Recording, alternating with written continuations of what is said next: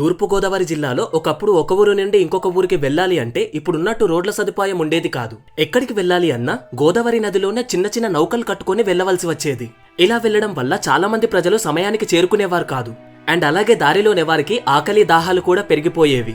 ఈ నౌకల్లో వచ్చే వారి కోసం ఆహార పదార్థాలు అందించడం కోసం ఆయా ప్రాంతాల్లో రాజులు లేదా జమీందారులు అన్నదాన సత్రాలు పెట్టేవారు. ప్రజలు కూడా తిని కాసేపు విశ్రాంతి తీసుకుని అక్కడి నుండి మళ్లీ ప్రయాణం మొదలు పెట్టేవారు. కానీ ఈ సత్రాల్లో ఒకే టైంలో మాత్రమే అన్నదానం జరిగేది. పొద్దున్నుండి సాయంత్రం వరకు అన్నదానం జరిగేది కాదు. అందువల్లనే చాలా మంది ప్రజలు అలానే ఆకలితో ఉండేవారు. అయితే ఆ కాలంలో కుల వివక్ష కూడా ఉండేది కాబట్టి కొన్ని సత్రాల్లో వేరే కులాల వారికి అన్నదానం పెట్టేవారు కాదు. ఇలాంటి పరిస్థితుల్లోనే గోదావరి గట్టున ఒక అన్నపూర్ణాదేవి జన్మించింది. ఆవిడే డొక్కా సీతమ్మ గారు. ఆవిడెంత గొప్పవారు అంటే చిన్న పెద్ద, డబ్బు ఉన్నవాళ్లు లేనివాళ్లు, ఎక్కువ కులం తక్కువ కులం ఇవి ఏవీ చూడకుండా అందరి కడుపు నింపేది. అర్ధరాత్రి సమయంలో వచ్చినా సరే సీతమ్మ లేచి వాళ్ల కోసం వంట చేసి ఏమాత్రం విసుక్కోకుండా వాళ్ల చేతులు కడిగేది. ఇంతేకాదు తన ఇంటికి ఎవరైనా ఏదైనా రోగంతో వస్తే వాళ్లకు నయమయ్యేంత వరకు ఇంట్లోనే ఉంచుకొని ఒకవైపు వైద్యం చేసుకుంటూనే ఇంకొక వైపు వాళ్లకు వండి పెడుతూ వాళ్ళు పూర్తిగా కోలుకున్న తర్వాతనే వాళ్ళని ఇంటికి పంపించేది. తన ఇంటికి వచ్చిన రాజైనా సరే సామాన్యుడైనా సరే తను ఆహారం పెట్టినందుకు బదులుగా ఏదైనా ఇస్తే సీతమ్మ సున్నితంగా తిరస్కరిస్తూ నేను కేవలం మీ అందరి రూపంలో ఉన్న నారాయణుడికే అన్నం పెడుతున్నాను అని చెప్పి వాళ్ళను పంపించేది. బ్రిటిష్ రాజైన ఎడ్వర్డ్ తన పట్టాభిషేకం రోజు మన సీతమ్మ ఫోటోను ఒక కుర్చీలో పెట్టి ఆ ఫోటో ముందు పట్టాభిషేకం చేయించుకున్నాడు. మారువేషంలో పిఠాపురం రాజు కూడా సీతమ్మ వారి ఇంటికి వచ్చి ఇంట్లో భోజనం చేసి అక్కడే ఒకరోజు పడుకొని వెళ్లిపోయాడు. అంతెందుకు సాక్షాత్తు శ్రీ మహావిష్ణువే సీతమ్మ గారి ఇంట్లో అడుగుపెట్టి ఆమె చేత భోజనం తిని వెళ్లిపోయారు. ఇంతటి గొప్ప అన్నపూర్ణాదేవి మరణించినప్పుడు ఒక దివ్యజ్యోతిలాగా మారి పైకి వెళ్లడం అక్కడున్న వాళ్ళంతా చూశారంట. ఈ వీడియోలో అసలు డొక్కా సీతమ్మ గారు ఎవరు, నిత్యాన్నదానాలు ఎలా చేశారు, ఆమెని ఎవరు ఎలా పరీక్షించారు ఇవన్నీ మీకు అర్థమయ్యేలా ఈ వీడియోలో మంచిగా చెప్తాను. సీతమ్మ గారి గురించి పూర్తిగా చెప్పాలి అంటే ఈ వీడియో సరిపోదు. కానీ ఆమె జీవితంలో కొన్ని ముఖ్యమైన మంచి సన్నివేశాలు జరిగాయి. అవన్నీ మీకు ఎక్స్ప్లెయిన్ చేస్తాను. అందుకోసమనే ఈ వీడియో ఎండ్ వరకు చూడండి. ఎండింగ్ అస్సలు మిస్ అవ్వద్దు. నోట్, నేను ఈ వీడియో రీసెర్చ్ కోసం గూగుల్లోని కొన్ని ఆర్టికల్స్ చదివాను. అండ్ అలాగే చాగంటి గారు, గరికపాటి గారి వీడియోస్ చూసి అందులోని ఇన్ఫర్మేషన్ సేకరించి ఈ వీడియో చేస్తున్నాను. So let's get in to the video.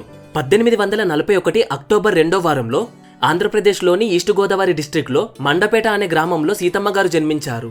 Seethamma గారు పుట్టింది ఒక బ్రాహ్మణ కుటుంబంలో. తన తల్లి నరసమ్మ, తండ్రి అన్నపిండి భవానీ శంకరం. ఊర్లో వాళ్ళంతా ఈయన్ని బువ్వన్న శాస్త్రి అని పిలిచేవాళ్ళు. ఎందుకంటే ఈయన కూడా ఇంటికొచ్చిన వాళ్ళందరికీ బువ్వ అంటే అన్నం పెట్టి వాళ్ళ కడుపు నింపేసి పంపించేవాడు. అంత గొప్ప ఫ్యామిలీలో పుట్టింది సీతమ్మ. అయితే ఆ కాలంలో ఆడవాళ్లను చదువుకోవడానికి స్కూల్స్ కు పంపించేవాళ్ళు కాదు. అందుకే సీతమ్మ కూడా చదువుకోలేదు. కానీ సీతమ్మకు 6 సంవత్సరాలు ఉన్నప్పుడే తను తల్లి నరసమ్మ గారు మరణించారు. అయినా సరే సీతమ్మ గారి నాన్న బువ్వన్న శాస్త్రి గారి అన్నదానాలు ఆగలేదు. వాళ్ళింటికి వచ్చిన వారందరికీ వంట చేసి పెడుతుంటే సీతమ్మ చూసేది. అంతేకాదు 6 సంవత్సరాల వయసులోనే సీతమ్మ వంట చేయడం కూడా నేర్చుకుంది. ఆ వయసులోనే గంట పట్టుకుని వంట చేసి వాళ్ళ నాన్నగారికి సహాయంగా ఉండేది. అయితే సీతమ్మ గారికి 9 ఏళ్ల వయసున్నప్పుడు వాళ్ళ ఇంటికి భోజనం కోసం పక్కనే లంకల గన్నవరంలో నుండి డొక్కా జోగన్న పంతులు అనే ఒక వ్యక్తి వచ్చాడు. అదే సమయానికి సీతమ్మ గారి నాన్నగారు ఇంట్లో లేరు. అయినప్పటికీ సీతమ్మ ఆ వయసులోనే వచ్చిన అతిథికి వంట చేసి పెట్టింది.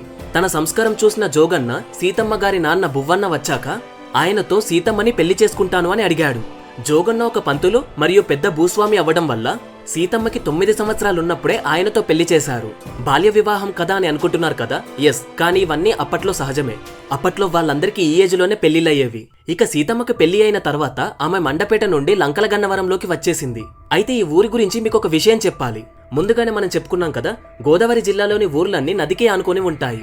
అయితే ఈ లంకల గన్నవరమే అన్ని ఊర్లోకి ఒక సెంటర్ లాగా ఉండేది. ఒక ఊరి నుండి ఇంకొక ఊరికి వెళ్ళాలి అంటే ఖచ్చితంగా లంకల గన్నవరంకి రావాల్సిందే. సీతమ్మ ఇక్కడికి వచ్చాక కూడా తన అన్నదానాన్ని ఆపలేదు. కాకపోతే కొత్తగా పెళ్ళైంది కదా, తన భర్త ఏమనుకుంటాడో అని కొంచెం వెనుక ముందు చేసేది. ఆ సమయంలోనే జోగన్న పంతులు నీకు అన్నదానం చేయాలి అనిపిస్తే చేసేయి అని సపోర్ట్ చేశాడు. నార్మల్ గా సీతమ్మ ఏమీ లేనప్పుడే అందరికి భోజనం పెట్టింది. ఇప్పుడు ఒక భూస్వామి ఇంటికి భార్యలాగా వచ్చింది. ఇప్పుడు ఊరుకుంటుందా? అలా తన అన్నదానాన్ని మళ్లీ ప్రారంభించింది. సీతమ్మ ఇంట్లో తినడానికి ఊర్లో వాళ్ళంతా వచ్చేవాళ్ళు. ఏమాత్రం విసుక్కోకుండా 3 పూటలే కాదు, ఎప్పుడు ఎవరు వచ్చినా వాళ్ళ కోసం మళ్లీ వండి పెట్టేది. ఇక ఆ తర్వాత ప్రజలు ఎవరైతే ఒక గ్రామం నుండి ఇంకొక గ్రామం వెళ్తున్నారో ఇక వాళ్ళంతా ఆకలి తట్టుకోలేక సమయానికి ఏ సత్రాలు ఓపెన్ చేయక డొక్కా సీతమ్మ గారి ఇంట్లోనే తిని వెళ్లేవాళ్ళు. క్రమక్రమంగా సీతమ్మ గారు కొన్ని రోజుల్లోనే 100 మందికి పైగా అన్నదానం పెట్టే స్థాయికి వచ్చేసింది. కానీ ఒక్కరోజు కూడా వాళ్ళ కులం గోత్రం ఏదీ అడగలేదు. ఒక్కరోజు కూడా పెట్టిన భోజనానికి ఏమీ ఆశించలేదు. ఇంతే అనుకుంటున్నారా? తన ఇంటికి వచ్చి తిని అక్కడే రాత్రి పడుకొని మళ్లీ పొద్దున్నే లేచి వెళ్లిపోయేవారు చాలా మంది ఉండేవారు. వాళ్ళందరికీ రగ్గులు కూడా ఇచ్చేది. తన ల్యాంతర్ పట్టుకుని అరుగు మీద పడుకున్న వాళ్ళ మొహాలు చూసేది. వాళ్ళలో ఎవరైతే తినలేదు అనిపిస్తుందో వాళ్ళని లేపి వెళ్లి అన్నం పెట్టేది. ఒకవేళ ఆ సమయానికి ఏమీ లేకపోతే మళ్ళీ వంట చేసి పెట్టేది. ఇప్పుడు డొక్కా సీతమ్మ గారి జీవితంలో జరిగిన కొన్ని సన్నివేశాలను మీకు చెప్తాను. ఫస్ట్ వన్, అది వర్షాకాలం. తూర్పుగోదావరి జిల్లాలో చాలా లంకలుంటాయి కాబట్టి ఒకవేళ వర్షం పడితే చాలా ఇబ్బంది అయ్యేది. అయితే ఒక రోజు ఒక వ్యక్తి ఆ దారిలోనే వెళ్తూ ఉండగా పెద్ద వర్షం కురిసి తుఫాన్ మొదలైంది. అంతలో ఆ వ్యక్తి ఆ తుఫాన్లోనే ఎత్తైన ఒక ప్రాంతంలో కూర్చొని అరుస్తూ ఉన్నాడు. అది ఊరంతా వినిపిస్తుంది కానీ ఎవరూ లేచి వెళ్లే ధైర్యం చేయట్లేదు. ఆ అరుపులు పడుకున్న సీతమ్మకు వినిపించాయి. వెంటనే సీతమ్మ లేచి తన భర్తను లేపింది. తనను ఎలా అయినా కాపాడాలి, ఎంత ఆకలితో ఉన్నాడో పాపం అని భర్తను అడగగా తను కూడా ఇప్పుడు అక్కడికి ఎలా వెళ్తాం, ఈ తుఫాన్లో అక్కడికి వెళ్లడం చాలా కష్టం అని అంటాడు. అయినా సరే ఏమాత్రం వినకుండా ఆయన్ని తీసుకురావడం కోసం ఇద్దరు బయలుదేరారు. ఆ వర్షంలోనే ఒక నౌకను వేసుకుని వెళ్లి ఆయన్ని ఇంటికి తీసుకొచ్చారు. వెంటనే సీతమ్మ ఈయనకు తన భర్త యొక్క బట్టలు తీసుకొచ్చి ఇచ్చి కడుపు నిండా అన్నం పెట్టి ఆ తర్వాత ఆయన నేను బయట పడుకుంటాను అని చెప్పినా వినకుండా ఇప్పటికే తడిచిపోయి ఉన్నావు, బయట పడుకుంటే జ్వరం వస్తుంది అని చెప్పి లోపల పడుకోమని రగ్గులు కూడా ఇచ్చింది ఆవిడ.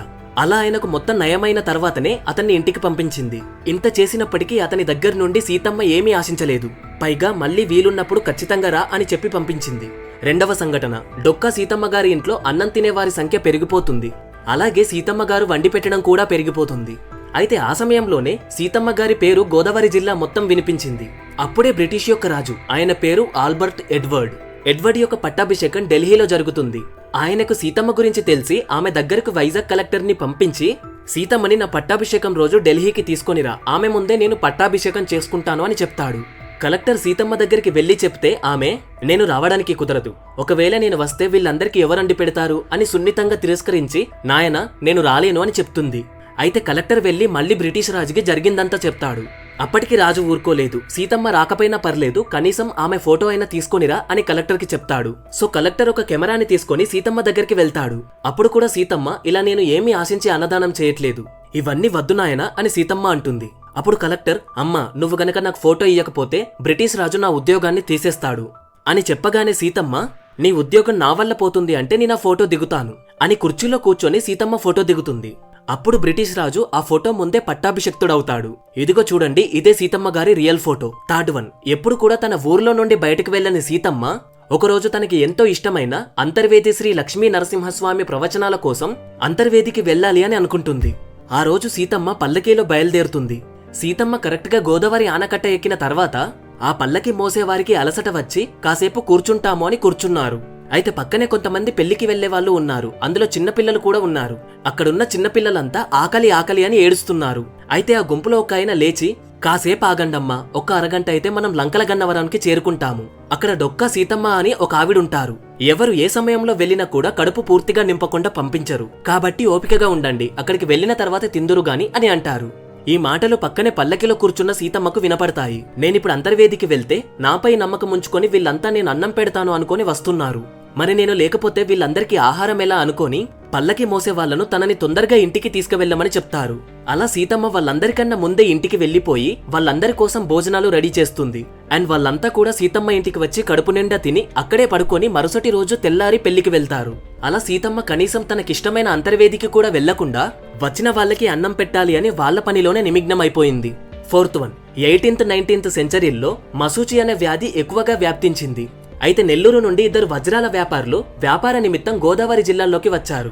అయితే వాళ్ళిద్దరికి మసూచి సోకింది. వాళ్ళు ఏ సత్రానికి వెళ్లినా ఎవరు కూడా వాళ్ళ కోసం కొంచెం ప్లేస్ ఇవ్వట్లేదు, ఇంకోవైపు ఆహారం కూడా పెట్టట్లేదు. ఒళ్లంతా మంటలతో ఊరంతా తిరుక్కుంటా ఆకలితో అలమటిస్తున్నారు. ఇక వాళ్ళు మెల్లిమెల్లిగా అక్కడే ఉన్న లంకల గన్నవరంలోకి చేరుకున్నారు. కనీసం తినడానికి తిండి లేక రోగం కూడా ఎక్కువైపోయి అక్కడే ఒక చోట కింద పడిపోయారు. ఊర్లో వాళ్ళు ఎవరు కూడా వాళ్ళకి మళ్ళీ మసూచి సోకుతుందన్న భయంతో ఎవరు వాళ్ళ దగ్గరికి వెళ్లే ప్రయత్నం కూడా చేయట్లేదు. అట్లాంటిది డొక్కా సీతమ్మ గారికి ఆ విషయం తెలిసి కుంగిపోయి వాళ్ళు పడిపోయిన దగ్గరికి వెళ్లి వాళ్ళని లేపి వాళ్ళకి తిండి పెట్టింది. అంతే అనుకుంటున్నారా? వారికి మసూచి సోకడంతో వేరే వాళ్ళు తన ఇంట్లోకి రారు అనే భయంతో పక్కనే ఒక గదిని కిరాయి తీసుకొని వీళ్ళిద్దరిని ఆ గదిలో ఉంచింది. అలా దాదాపు వాళ్ళను 3 నెలలు చూసుకుంటూ నార్మల్ భోజనం కాకుండా వాళ్ళ కోసం మళ్ళీ సపరేట్ గా పథ్యం భోజనం వండి వాళ్ళకి తిండి పెట్టి వాళ్ళు పూర్తిగా కోలుకున్న తర్వాతే వాళ్ళని ఇంటికి పంపించింది. ఈ 3 నెలల్లో ఒక్కసారి కూడా వాళ్ళపైన ఏమాత్రం కోపం చూపించలేదు, ఒక్కసారి కూడా విసుక్కోలేదు. అయితే ఆ నెల్లూరు వ్యాపారులిద్దరూ సీతమ్మ గారికి తమ దగ్గరున్న వజ్రవైడూర్యాలు ఇస్తాను అన్నా కూడా కనీసం ఒక్కటి కూడా తీసుకోలేదు సీతమ్మ. అయితే ఈ విషయం పిఠాపురం రాజుకు తెలిసింది. 5వ సంఘటన, పిఠాపురం రాజుగారికి సీతమ్మ గారి గురించి తెలుస్తుంది. అప్పుడు రాజు మేమింత కష్టపడి ఇంత ఖర్చు పెట్టి సత్రాలు పెట్టి అన్నదానాలు పెట్టినా సరే మాకు రాని పేరు ఈమెకెలా వస్తుంది? నిజంగా ఈమె అంత గొప్పదా అని తెలుసుకుందామని రాజు తనతో పాటు ఇంకొక సహాయకుడిని కూడా తీసుకొని సీతమ్మ గారి ఇంటికి వెళ్తాడు. రాజు ఆ రోజు సీతమ్మ గారి అరుగుపైన కూర్చొని అక్కడ జరుగుతున్న అన్నదానం చూసి ఆశ్చర్యపోతాడు. ఒక్కతే ఇంతమందికి వండి పెడుతుందా? రాజు ముందే అంతమంది వచ్చి తిని వెళ్తూ ఉంటే సీతమ్మ ఏమాత్రం అలసిపోవట్లేదు. అయితే ఆ రోజు రాత్రి అందరూ సీతమ్మ గారి అరుగుపైన పడుకున్నారు. రాజు మరియు తనతో వచ్చిన సహాయకుడు కూడా ఆ అరుగుపైనే పడుకున్నారు. అప్పుడే సీతమ్మ తన ల్యాంతర్ పట్టుకుని బయటికి వచ్చి పడుకున్న వారి అందరి మొహాలను చూస్తుంది. ఇందులో పడుకున్న వాళ్ళు ఎవరైనా తినకుండా ఉన్నారా అని వెతుకుతుంది. అప్పుడే రాజుగారిని అండ్ తనతో వచ్చిన అతన్ని చూసి వాళ్ళని లేపుతుంది. మీరు తినలేదు కదా అని వాళ్ళని అడిగితే ఆ రాజు మాకు ఆరోగ్యం బాలేదమ్మా అని చెప్తాడు. అయినా సరే ఇద్దరిని మళ్ళీ లోపలికి తీసుకెళ్లి రాజు కోసం మళ్లీ సెపరేట్ గా పత్యం భోజనం వండి రాజుతో వచ్చిన సహాయకుడికి నార్మల్ భోజనం వండి ఇద్దరిని కూర్చోపెట్టి ఆకులు వేసి వాళ్ళు తినేంత వరకు అక్కడే ఉంటుంది. ఇదంతా చూస్తున్న రాజుకి ఏం చేయాలో ఏమనాలో అర్థమవ్వట్లేదు. ఇక రాజు రాత్రి అక్కడే పడుకొని పొద్దున్నే లేచి సీతమ్మకు తను ఒక రాజుని అని చెప్తాడు. సీతమ్మ కూడా ఆశ్చర్యపోతుంది. అప్పుడు రాజు నా రాజ్యంలో ఒక ఊరిని నీకు ఇస్తాను సీతమ్మ అని అంటాడు. అప్పుడు కూడా సీతమ్మ నేను ఇవేవి ఆశించి ఇదంతా చేయట్లేదు అని సున్నితంగా తిరస్కరిస్తుంది. అప్పుడు రాజు సీతమ్మకు వందనం చేసి అక్కడి నుండి వెళ్లిపోతాడు. 6th 1. అయితే ఇలా ప్రతిరోజు అన్నదానం చేయడం అనేది మామూలు విషయం కాదు. ఇలా అన్నదానాలు చేస్తూ చేస్తూ సీతమ్మ యొక్క ఆస్తులన్నీ తగ్గుతూ వచ్చాయి. రేపు అన్నదానం పెట్టడం కోసం కనీసం వాళ్ళ దగ్గర ఈ రోజు ఏ ధాన్యము ధనము లేవు. అలాంటి సందర్భంలో ఆ రోజు రాత్రి వాళ్ళింటికి ఒక బ్రహ్మచారి వస్తాడు. అయితే అప్పుడు సీతమ్మ ఆయన్ని ఇంట్లోకి పిలిచి కేవలం సీతమ్మకి తన భర్తకు మిగిలి ఉన్న ఆహారాన్ని ఆ బ్రహ్మచారికి పెడుతుంది. అప్పుడు ఆ బ్రహ్మచారి ఇలా అంటాడు, సీతమ్మ నాకు ఆస్తులు అంతస్తులు ఏమీ లేవు. నాకు మొన్నే ఒక పెళ్లి సంబంధం వచ్చింది. వాళ్ళకి కాసు బంగారం ఇస్తేనే పిల్లనిస్తాను అని అంటున్నారు. నీ మెడలో ఉన్న నా బంగారం ఇవ్వమ్మా, ఇస్తే నేను పెళ్లి చేసుకుంటాను. నువ్వు ఆ బంగారం ఇస్తేనే నేను తింటాను అని చెప్తాడు. సీతమ్మ బంగారం ఇవ్వబోతూ ఉండగా వాళ్ళ ఆయన సీతమ్మని పిలుస్తాడు. ఇప్పుడు మన దగ్గర ఉన్నది ఈ బంగారం మాత్రమే, ఇది కూడా ఇచ్చేస్తే రేపు అన్నదానం ఎలా పెడతావు, కాస్త ఆలోచించు అని చెప్తాడు. అప్పుడు సీతమ్మ పోతే పోనివ్వండి, రేపటి సంగతి రేపు చూసుకుందాము. ఈ బంగారం నా మెడలో ఉండి ఏం చేస్తుంది, కనీసం అతనికి ఇస్తే పెళ్ళైనా చేసుకుంటాడు కదా, పాపం ఇప్పుడు కడుపు నిండా తింటాడు అని చెప్పేసి ఆ బంగారం ఇచ్చేస్తుంది. ఆ బ్రహ్మచారి అన్నం తిని ఆ బంగారాన్ని ఆ అరిటాకు కిందే పెట్టి వెళ్లిపోతాడు. అయ్యో బంగారం మర్చిపోయావయ్యా అని సీతమ్మ ఆయన కోసం వెతకడానికి వెళ్తూ ఉన్నా సరే ఆయన దొరకడు. ఇక సీతమ్మ ఇంట్లోకి వచ్చి పడుకుంటుంది. ఆమె మెల్లగా నిద్రలోకి జారుకున్న తర్వాత ఆమె కలల్లోకి విష్ణుమూర్తి వచ్చి, సీతమ్మ నీ చేతన కన్నం తినాలనిపించిందమ్మా, అందుకోసమే నేను బ్రహ్మచారి వేషంలో వచ్చానమ్మా అని చెప్తాడు. రేపు అన్నదానం ఎలా చేయాలి అన్న దాని గురించి బాధపడకు, నేను చూసుకుంటాను అని చెప్పి వెళ్లిపోతాడు. పొద్దున్నే సీతమ్మ వాళ్ళ ఆయనకు జరిగిందంతా చెప్తుంది. అయితే వాళ్ళ ఆయన ఆ రోజు పొలం దున్నుతూ ఉంటే ఆ సమయంలోనే ఆయనకు బంగారు లంకె బిందెలు దొరుకుతాయి. ఆ లంకె బిందెల్ని ఇంటికి తీసుకొచ్చి అప్పుడప్పుడు బంగారాన్ని అమ్ముతూ ఆ వచ్చిన ధనంతో మళ్లీ అన్నదానాన్ని ప్రారంభించింది. అయితే సీతమ్మ గారి చెయ్యికి ఒకరోజు ఒక గడ్డ పుట్టింది. ఎంతో మంది వచ్చి సీతమ్మ నిన్ను హాస్పిటల్ తీసుకువెళ్తాము అని అడిగినా కూడా సీతమ్మ వద్దు అని చెప్పి, నేను పూర్వజన్మలో ఏదో తప్పు చేసి ఉంటాను, అందుకే ఇది వచ్చింది, పర్లేదు ఉండనివ్వండి, ఆ కర్మ ఇలా పోతుంది అని చెప్పేది. అలా గడ్డ పుట్టిన ఒక సంవత్సరం తర్వాత ఏప్రిల్ 28, 1905లో డొక్కా సీతమ్మ గారు మరణించారు. ఆవిడ చనిపోయిన రోజు ఒక జ్యోతి పైకి వెళ్లడం అక్కడున్న పండితులంతా చూసి ఎవరో గొప్పవారు తమ శరీరాన్ని వదిలివేసి ఉంటారు అని అనుకున్నారంట. తెల్లవారయ్యాక వాళ్ళకి తెలిసింది చనిపోయింది ఎవరో కాదు, డొక్కా సీతమ్మ గారు అని. డొక్కా సీతమ్మ గారి స్టోరీస్ ఇవే అనుకుంటున్నారా? ఇంకా చాలా ఉన్నాయి. కొన్నైతే ఎమోషనల్ స్టోరీస్ కూడా ఉన్నాయి. పిల్లలు పుట్టని వాళ్ళు డొక్కా సీతమ్మ గారి చేతి వంట తిన్న తర్వాత వాళ్ళకి పిల్లలు కూడా పుట్టారు. ఒక పచ్చి దొంగ సీతమ్మ దగ్గరికి వచ్చి అన్నం తిన్న తర్వాత మళ్ళీ మంచిగా మారి వ్యాపారం మొదలు పెట్టుకున్నాడు. ఇలా ఎన్నో స్టోరీస్ ఉన్నాయి. అంత గొప్ప జీవితాన్ని పొందారు డొక్కా సీతమ్మ గారు. అయితే సీతమ్మ గారిలా బ్రతకడం మన వల్ల కాదు, కానీ ఎప్పుడో ఒకసారి మీకు తోచినప్పుడు మీ దగ్గరుంది కొంచెం దానం చేయండి. అవతల వాళ్ళ ఫేస్ లో ఆనందాన్ని చూడండి. అయితే మన తెలుగు స్టేట్స్ లో ఇప్పటికీ సీతమ్మ గారి గురించి చాలా మందికి తెలియదు. ఈ వీడియో ద్వారా ఆమె గొప్పతనాన్ని అందరికీ తెలిసేలా షేర్ చేయండి. సో ఇది గైస్ ఇవాళ వీడియో. మీకు గనుక మన వీడియో నచ్చినట్టయితే please do subscribe to the channel. అలాగే వీడియోని లైక్ చేసి షేర్ చేయండి. Thanks for watching.